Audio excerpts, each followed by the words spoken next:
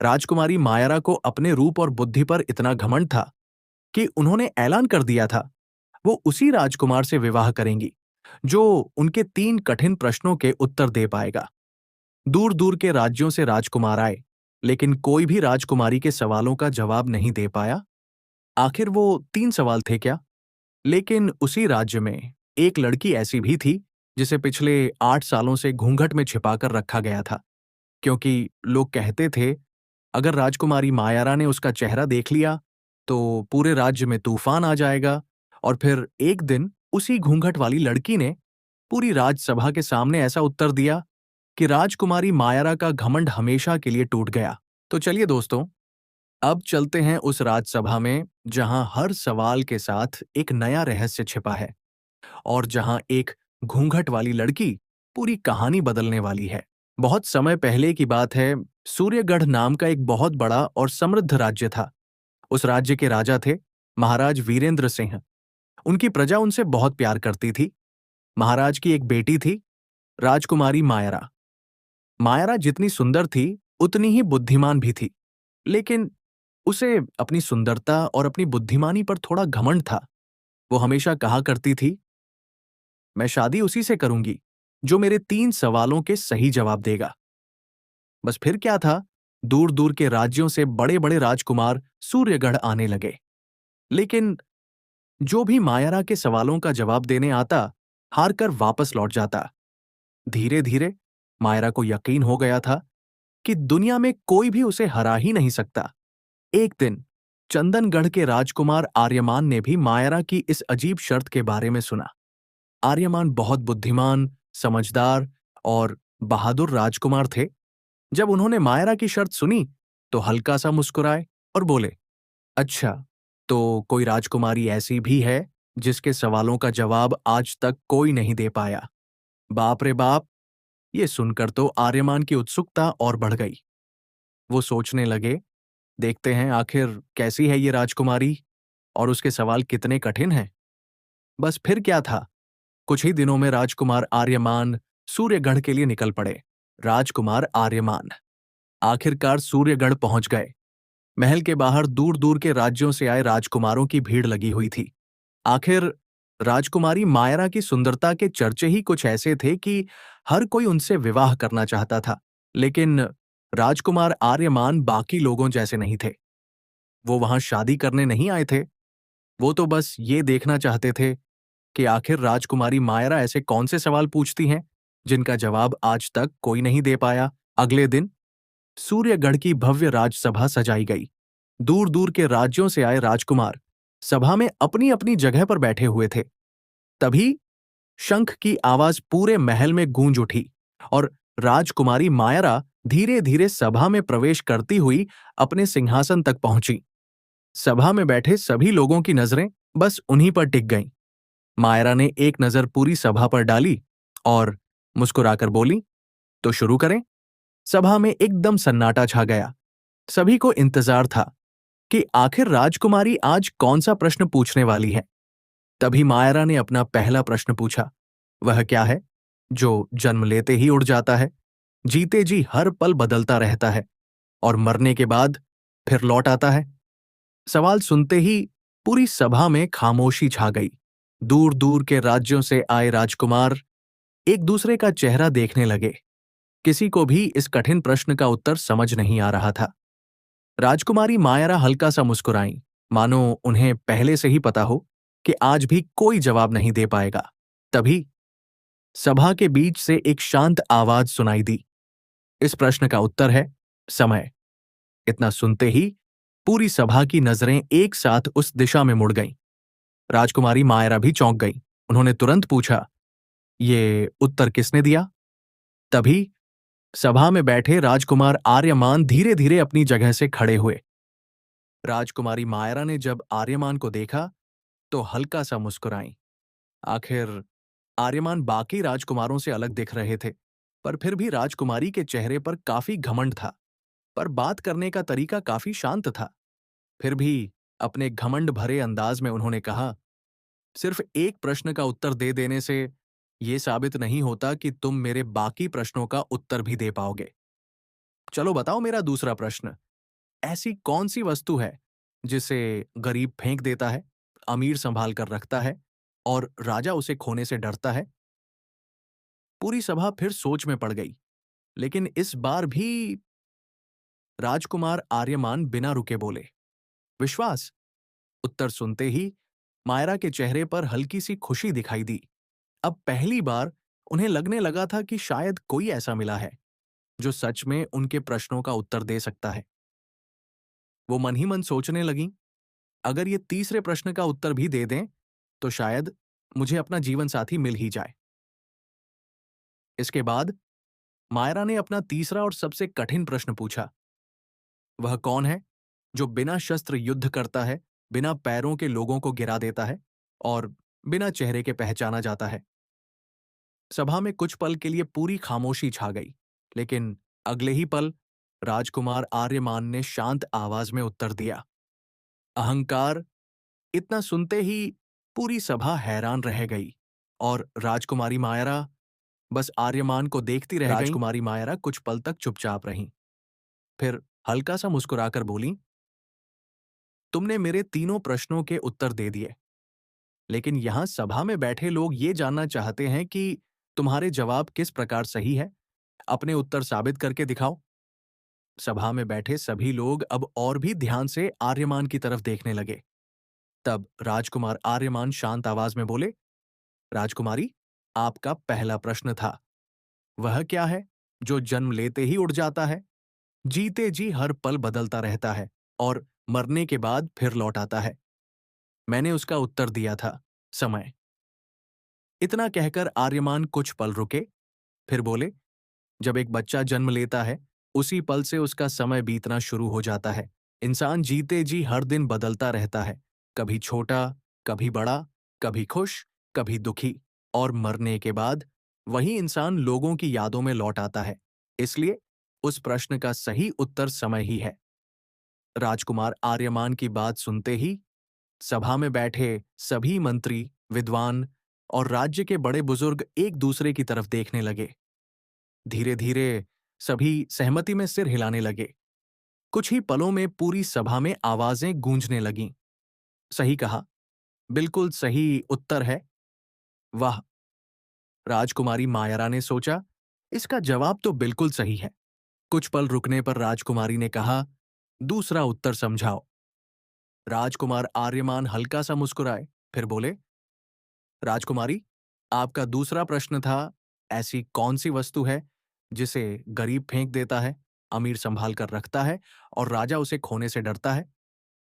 मैंने उसका उत्तर दिया था, विश्वास। सभा में एकदम शांति छा गई। सभी लोग ध्यान से आर्यमान की बात सुनने लगे।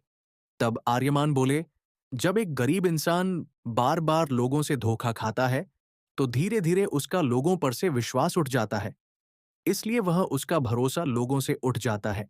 इसलिए गरीब विश्वास फेंक देता है और इसका कारण भी उसकी गरीबी ही होती है।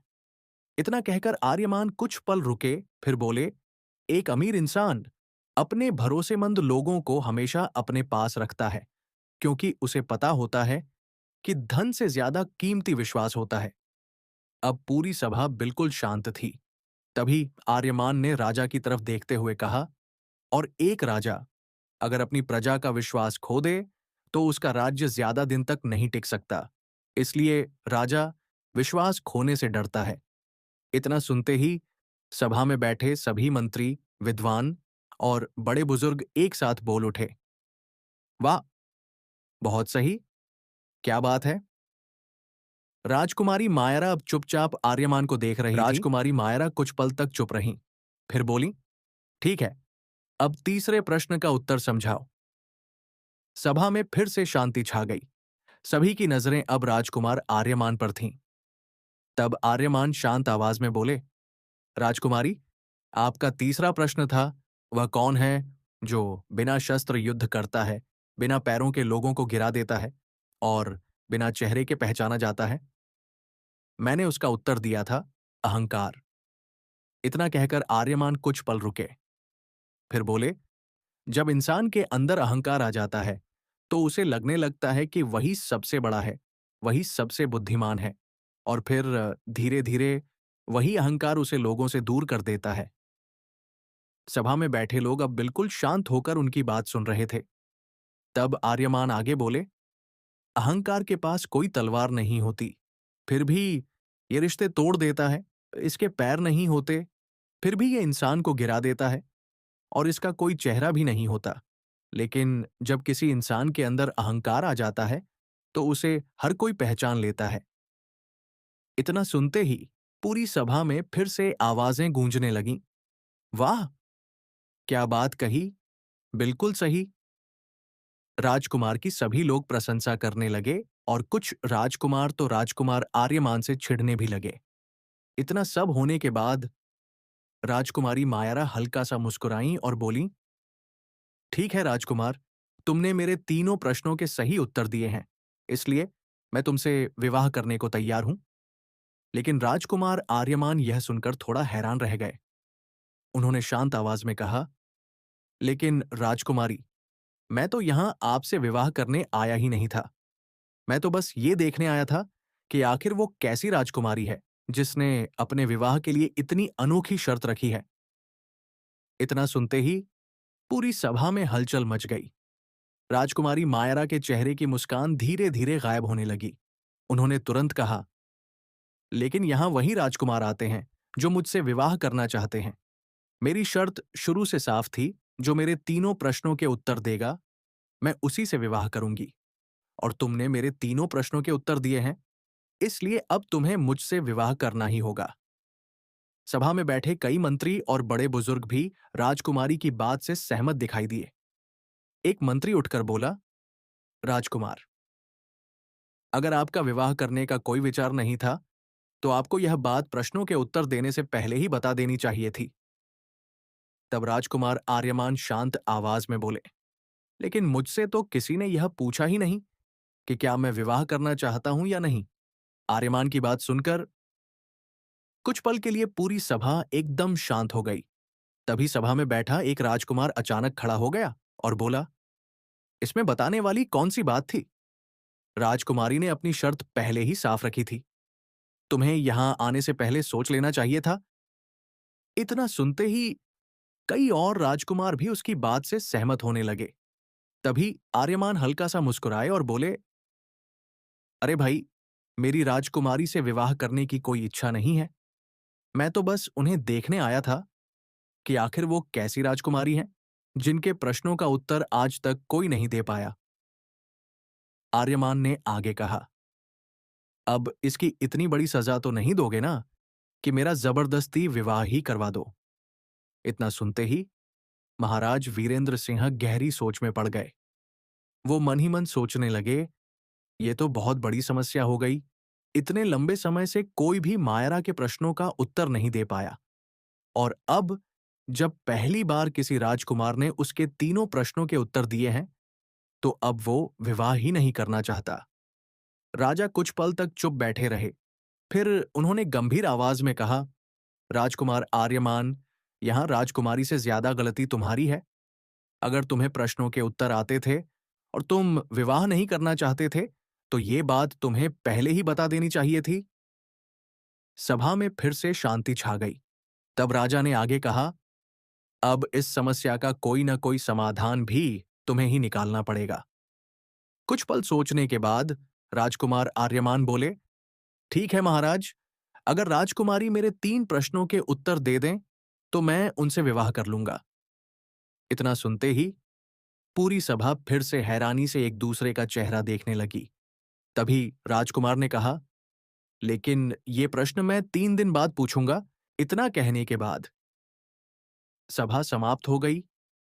दूर दूर से आए राजकुमार अपने अपने ठिकानों पर चले गए। मंत्रीगण भी सभा से उठकर बाहर चले गए। लेकिन राजकुमार आर्यमान अभी भी सूर्यगढ़ में ही रुके हुए थे। आर्यमान मन ही मन सोचने लगे, वैसे भी अपने राज्य वापस जाने में 2 दिन लग जाएंगे, और फिर 2 दिन वापस आने में। क्यों ना इन 3 दिनों में सूर्यगढ़ को ही अच्छे से देख लिया जाए। आखिर ये राज्य कैसा है, यहाँ की प्रजा कैसी है।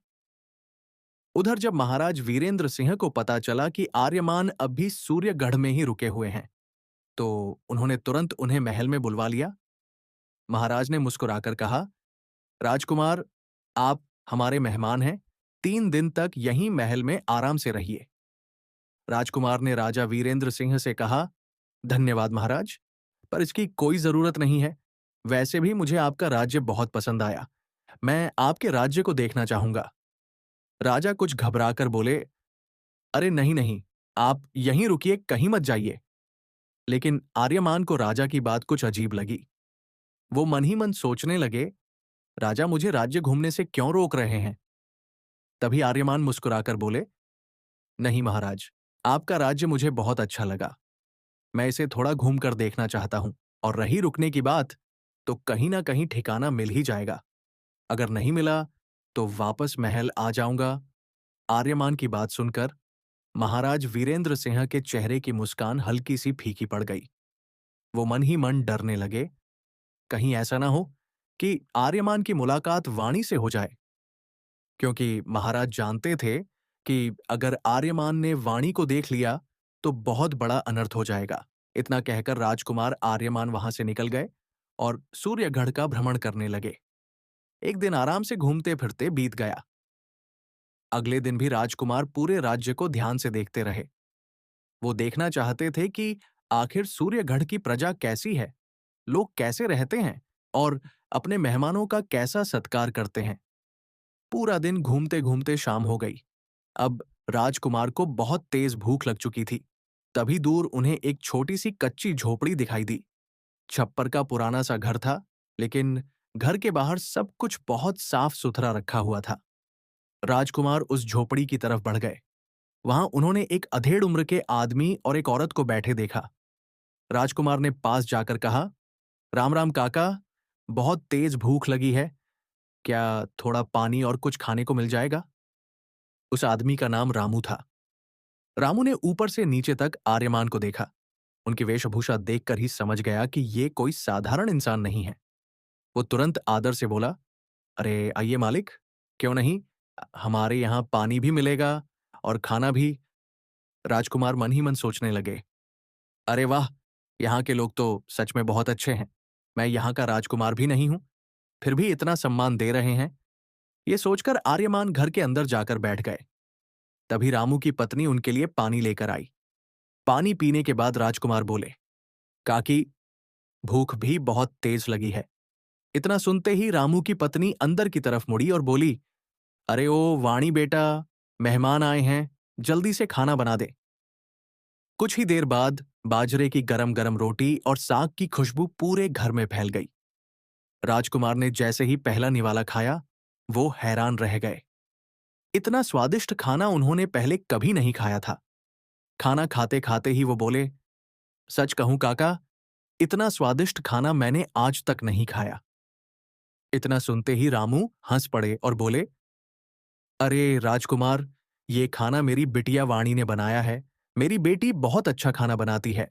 खाना खाते खाते राजकुमार आर्यमान मुस्कुराए और बोले, अच्छा काका, जरा बुलाइए तो अपनी बेटी को, मैं भी तो देखूं, जो खाना ऐसा बनाती है वो खुद कैसी होगी। इतना सुनते ही रामू काका और उनकी पत्नी सावित्री एकदम चुप हो गए। दोनों के चेहरे पर घबराहट साफ दिखाई देने लगी। कुछ पल के लिए घर में बिल्कुल सन्नाटा छा गया। राजकुमार ने दोनों का चेहरा देखा तो हैरान होकर बोले, अरे क्या हुआ, आप लोग अचानक इतने डर क्यों गए? मैंने कुछ गलत कह दिया क्या? आप मेरी बात का गलत मतलब मत निकालिए। मैं तो बस आपकी बेटी को देखना चाहता था। इतना सुनते ही सावित्री धीरे से बोली, नहीं राजकुमार, बात वैसी नहीं है, लेकिन हमारी वाणी को पर्दे में ही रहना पड़ता है। ऐसा महाराज वीरेंद्र सिंह का हुक्म है। ये सुनकर आर्यमान हैरान रह गए। उन्होंने तुरंत पूछा, लेकिन क्यों? आप लोग उसे घर में कैद करके क्यों रखते हैं? उसकी क्या गलती है? इतना सुनते ही रामू काका ने गहरी सांस ली और धीमी आवाज में बोले, हमारी बेटी ने कोई गलती नहीं की राजकुमार। उसकी बस एक ही गलती है कि वो यहाँ की राजकुमारी मायरा से भी ज्यादा सुंदर है। राजकुमार अब ध्यान से उनकी बात सुन रहे थे। तब रामू आगे बोले, कई साल पहले महाराज इधर से गुजर रहे थे। उस समय हमारी वाणी बाहर खेल रही थी। महाराज की नजर उस पर पड़ी तो उन्होंने हमसे पूछा, ये बच्ची किसकी है? हमने कहा, हमारी बेटी है महाराज। रामू कुछ पल रुके, फिर बोले, तब महाराज ने हमसे कहा, अगर तुम चाहते हो कि ये लड़की जिंदा रहे, तो इसे हमेशा पर्दे में रखना। अगर राजकुमारी मायरा ने इसे देख लिया, तो ना तुम्हारे लिए अच्छा होगा, ना इस बच्ची के लिए। घर में फिर से शांति छा गई। तभी सावित्री की आंखें भर आईं। वो धीमी आवाज में बोली, उस वक्त हमारी वाणी सिर्फ 11 साल की थी राजकुमार, और आज 19 साल की हो गई है। लेकिन हमने उसे आज तक इस घर से बाहर नहीं निकलने दिया। रामू काका धीरे से बोले, यहां की राजकुमारी को लगता है कि उसे सुंदर इस दुनिया में कोई नहीं हो सकता। इतना सुनते ही राजकुमार आर्यमान गहरी सोच में पड़ गए। उस रात खाना खाकर राजकुमार आर्यमान चुपचाप वहां से उठ गए। जाते जाते उन्होंने रामू काका और सावित्री को धन्यवाद कहा और फिर बिना कुछ बोले वहां से चले गए। देखते ही देखते 3 दिन भी पूरे हो गए और आज वही दिन था जब एक बार फिर सूर्यगढ़ की राजसभा सजने वाली थी। एक बार फिर प्रश्नोत्तरी होने वाली थी। लेकिन आज सबके मन में बस एक ही सवाल था, आखिर जीत किसकी होगी? राजकुमारी मायरा की या राजकुमार आर्यमान की? सुबह होते ही राजकुमार आर्यमान महल पहुंच गए। महाराज वीरेंद्र सिंह पहले से ही सभा की तैयारी में लगे हुए थे। तभी आर्यमान ने आगे बढ़कर कहा, महाराज, प्रश्नोत्तरी शुरू होने से पहले मेरी एक शर्त है। महाराज ने पूछा, कैसी शर्त राजकुमार? आर्यमान बोले, मैं चाहता हूं कि इस गांव का हर इंसान आज की सभा में मौजूद रहे। अगर पूरा गांव यहां नहीं आया तो मैं प्रश्न नहीं पूछूंगा। इतना सुनते ही महाराज वीरेंद्र सिंह थोड़ा घबरा गए, लेकिन फिर भी चेहरे पर मुस्कान रखते हुए बोले, अरे राजकुमार, इसमें कौन सी बड़ी बात है, अभी सबको बुलवा लेते हैं। लेकिन अंदर ही अंदर महाराज मन ही मन खुश भी हो रहे थे। वो सोच रहे थे, अच्छा हुआ आर्यमान की वाणी से मुलाकात नहीं हुई। अगर वो एक बार वाणी को देख लेते तो शायद आज ये सभा तक ना पहुंचते। कुछ ही देर में पूरे गांव में खबर भिजवा दी गई। धीरे धीरे गांव के लोग सभा में आने लगे। देखते ही देखते पूरी सभा लोगों से भर गई। तभी महाराज मुस्कुराकर बोले, राजकुमार, अब तो पूरा गांव आ चुका है, अब प्रश्नोत्तरी शुरू कीजिए। लेकिन तभी आर्यमान ने चारों तरफ नजर दौड़ाई और फिर शांत आवाज में बोले, नहीं महाराज, अभी भी एक परिवार नहीं आया। इतना सुनते ही महाराज वीरेंद्र सिंह के चेहरे का रंग उड़ गया। अब वो समझ चुके थे कि आर्यमान किसकी बात कर रहे हैं। महाराज ने बात संभालते हुए कहा, नहीं राजकुमार, अब लगभग सब लोग आ चुके हैं, गांव में और कोई नहीं बचा। लेकिन आर्यमान हल्का सा मुस्कुराए। फिर उन्होंने अपने पीछे खड़े 2 सैनिकों की तरफ देखा और बोले, जाइए, उन्हें भी सम्मान के साथ यहां लेकर आइए। महाराज अब पूरी तरह समझ चुके थे कि बात वाणी तक पहुंच चुकी है, लेकिन अब वो चाहकर भी कुछ नहीं कर सकते थे। कुछ देर बाद रामू काका, सावित्री और उनके पीछे घूंघट में खड़ी वाणी सभा में पहुंच गए। पूरी सभा की नजरें अब उसी तरफ थीं, लेकिन वाणी अब भी घूंघट में ही खड़ी थी। तभी राजकुमार आर्यमान आगे बढ़े और ऊंची आवाज में बोले, आज मैं अपने प्रश्न राजकुमारी मायरा से पूछूंगा। लेकिन अगर राजकुमारी किसी प्रश्न का उत्तर नहीं दे पाई, तो इस सभा में मौजूद कोई भी लड़की उसका उत्तर दे सकती है। तभी सभा में बैठे एक मंत्री उठे और बोले, ठीक है राजकुमार, अब तो पूरा गांव यहां आ चुका है, अब आप अपनी प्रश्नोत्तरी शुरू कीजिए। इतना सुनते ही पूरी सभा एकदम शांत हो गई। सभी की नजरें अब राजकुमार आर्यमान पर थीं। उधर राजकुमारी मायरा पूरे आत्मविश्वास के साथ अपने सिंहासन पर बैठी थीं। उन्हें अभी तक वाणी के बारे में कुछ भी पता नहीं था। तभी राजकुमार आर्यमान आगे बढ़े और बोले, ठीक है, तो मेरा पहला प्रश्न राजकुमारी मायरा से है। पूरी सभा अब ध्यान से उनकी तरफ देखने लगी।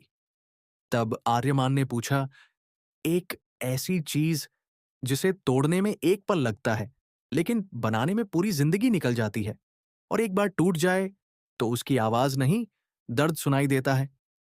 प्रश्न सुनते ही पूरी सभा सोच में पड़ गई, लेकिन राजकुमारी मायरा हल्का सा मुस्कुराई, जैसे उन्हें उत्तर समझ आ चुका हो। कुछ पल बाद मायरा आत्मविश्वास से बोली, इस प्रश्न का उत्तर है विश्वास। इतना सुनते ही सभा में हलचल होने लगी। कई मंत्री और विद्वान एक दूसरे का चेहरा देखने लगे। इतना सुनते ही राजकुमारी मायरा के चेहरे पर हल्की सी मुस्कान आ गई। तब मायरा आगे बोली, विश्वास बनाने में इंसान की पूरी जिंदगी निकल जाती है, लेकिन उसे तोड़ने में सिर्फ एक पल लगता है। और जब विश्वास टूटता है तो उसकी आवाज नहीं सुनाई देती, लेकिन उसका दर्द इंसान जिंदगी भर महसूस करता है। आर्यमान मुस्कुराए और बोले, राजकुमारी का उत्तर बिल्कुल सही है। इतना सुनते ही पूरी सभा में आवाजें गूंजने लगीं। वाह, बहुत सही। राजकुमारी ने बिल्कुल सही उत्तर दिया। आर्यमान हल्का सा मुस्कुराए, फिर बोले, राजकुमारी, आपने उत्तर तो बिल्कुल सही दिया, लेकिन विश्वास सिर्फ शब्दों से नहीं समझा जाता, उसे निभाना भी पड़ता है। और क्या आप ये जानती हैं? इतना सुनते ही पूरी सभा में हल्की हल्की मुस्कुराहट फैल गई। कुछ मंत्री एक दूसरे का चेहरा देखकर मुस्कुराने लगे। कई लोग धीरे धीरे आपस में फुसफुसाने लगे। उधर राजकुमारी मायरा का चेहरा थोड़ा सख्त हो गया। उन्हें समझ आ गया था कि राजकुमार सिर्फ पहेली की बात नहीं कर रहे, बल्कि उन्हें कुछ और भी समझाने की कोशिश कर रहे हैं। लेकिन मायरा चुप रहीं। उन्होंने बस हल्का सा मुस्कुराकर खुद को संभाल लिया, जैसे वो किसी भी हालत में अपने चेहरे पर गुस्सा दिखाना नहीं चाहती हों। आर्यमान हल्का सा मुस्कुराए, फिर राजकुमारी मायरा की तरफ देखते हुए बोले, ठीक है राजकुमारी, अब आप मेरे दूसरे प्रश्न का उत्तर दीजिए। पूरी सभा में शांति छा गई।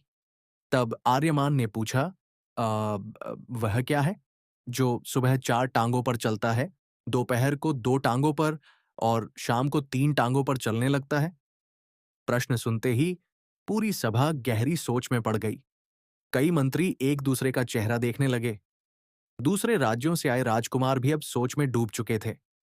उधर राजकुमारी मायरा भी इस बार तुरंत उत्तर नहीं दे पाईं। वो काफी देर तक सोचती रहीं, लेकिन उन्हें कोई उत्तर समझ नहीं आ रहा था। तभी आर्यमान हल्का सा मुस्कुराए। उनकी नजर एक पल के लिए सभा के पीछे बैठी उस घूंघट वाली लड़की की तरफ गई, जैसे उन्हें किसी और के उत्तर का इंतजार हो। कुछ देर बाद आर्यमान बोले, क्या इस सभा में कोई और है जो इस प्रश्न का उत्तर दे सके? इतना सुनते ही सभा के पीछे बैठी घूंघट वाली लड़की धीरे से खड़ी हो गई। तभी सभा में बैठे कई लोग हैरानी से उसकी तरफ देखने लगे। एक मंत्री बोले, अगर तुम्हें उत्तर पता है तो निसंकोच होकर बताओ। तब शांत आवाज में वाणी बोली, राजकुमार ने प्रश्न पूछा है, वह क्या है जो सुबह 4 टांगों पर चलता है, दोपहर को 2 टांगों पर और शाम को 3 टांगों पर चलने लगता है? कुछ पल रुकने के बाद वाणी बोली, इस प्रश्न का उत्तर है इंसान। पूरी सभा अब बिल्कुल शांत होकर उसकी बात सुन रही थी। तब वाणी आगे बोली, इंसान जब छोटा बच्चा होता है तब वो हाथ और पैरों के सहारे चलता है, इसीलिए सुबह 4 टांगें कही गई हैं। जवानी में इंसान 2 पैरों पर चलता है, इसीलिए दोपहर में 2 टांगें कही गई हैं। और बुढ़ापे में इंसान लाठी का सहारा लेने लगता है, इसीलिए शाम को 3 टांगें कही गई हैं। वाणी का उत्तर सुनते ही पूरी सभा में हलचल मच गई। सभी मंत्रीगण, दूसरे राज्यों से आए राजकुमार और सभा में बैठे लोग वाणी की तरफ देखने लगे। कई लोग धीरे धीरे कहने लगे, वाह, क्या बुद्धिमानी है, वास्तव में बहुत कठिन प्रश्न था। उधर राजकुमारी मायरा की गर्दन झुक गई। राजकुमारी मन ही मन सोच रही थी कि ये घूंघट में है तो है कौन। तभी आर्यमान हल्का सा मुस्कुराए और बोले, बहुत अच्छा, अब मैं आपसे अपना तीसरा प्रश्न पूछता हूं। राजकुमारी इतना सुनते ही पूरी सभा फिर से शांत हो गई। तब आर्यमान बोले, मैं आगे बढ़ता हूं, लेकिन पीछे नहीं हटता, उत्तर बताइए। प्रश्न सुनते ही पूरी सभा फिर गहरी सोच में डूब गई। इस बार तो कई मंत्री भी अपना सिर पकड़कर सोचने लगे, पर राजकुमारी के पास इस बार भी कोई जवाब नहीं था। राजकुमार ने फिर से कहा, क्या इस सभा में कोई और इस प्रश्न का उत्तर दे सकता है? लेकिन तभी घूंघट में खड़ी वाणी बिना एक पल घमवाए बोली, इस प्रश्न का उत्तर है समय। पूरी सभा अब फिर उसकी तरफ देखने लगी। तब वाणी शांत आवाज में बोली, समय बीत जाने के बाद वापस नहीं आता, इंसान चाहे कितना भी शक्तिशाली क्यों ना हो, वो गुजरा हुआ समय कभी वापस नहीं ला सकता। वाणी का तीसरा उत्तर सुनते ही पूरी सभा में तालियों और वाहवाह की आवाज गूंज उठी। मंत्रीगण भी हैरान थे और दूसरे राज्यों से आए राजकुमार भी। सभी बस उसी घूंघट वाली लड़की की तरफ देख रहे थे। उधर राजकुमारी मायरा अपने सिंहासन से खड़ी हुई और बोली, तुम हो कौन? मैंने तुम्हें पहले कभी नहीं देखा। और तुमने ये घूंघट क्यों किया हुआ है? अपना चेहरा दिखाओ, मैं तुम्हें देखना चाहती हूं। लेकिन वाणी चुप रही। तभी आर्यमान हल्का सा मुस्कुराए और बोले, ये सवाल आप अपने पिताजी से पूछिए राजकुमारी। इतना सुनते ही पूरी सभा की नजर महाराज वीरेंद्र सिंह पर चली गई। महाराज कुछ पल तक चुप रहे, फिर उन्होंने धीरे धीरे सारी सच्चाई सबको बता दी। उन्होंने बताया कि वाणी बचपन से पर्दे में इसलिए रही क्योंकि वो मायारा से भी ज्यादा सुंदर थी, और उन्हें डर था कि अगर राजकुमारी को ये बात पता चल गई तो ना जाने क्या हो जाए। इतना सुनते ही पूरी सभा हैरान हो गई। उधर राजकुमारी मायारा की आंखें झुक गईं।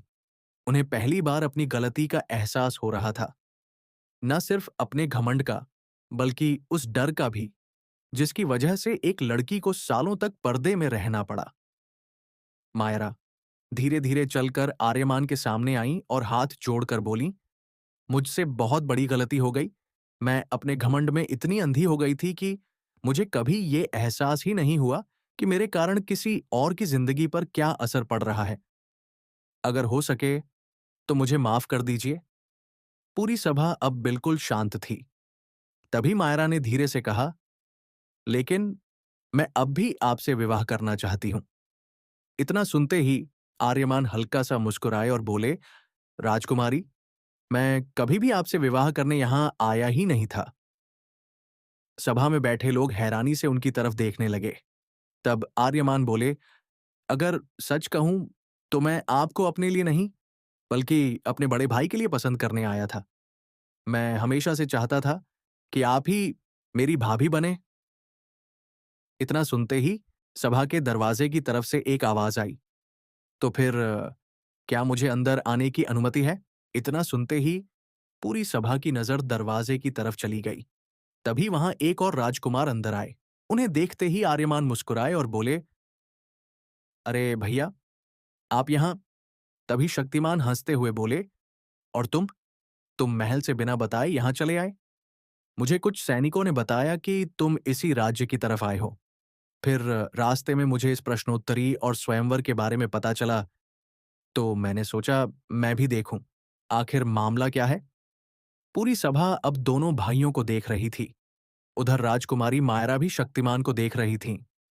शक्तिमान बिल्कुल आर्यमान जैसे ही तेजस्वी और अच्छे स्वभाव के लग रहे थे।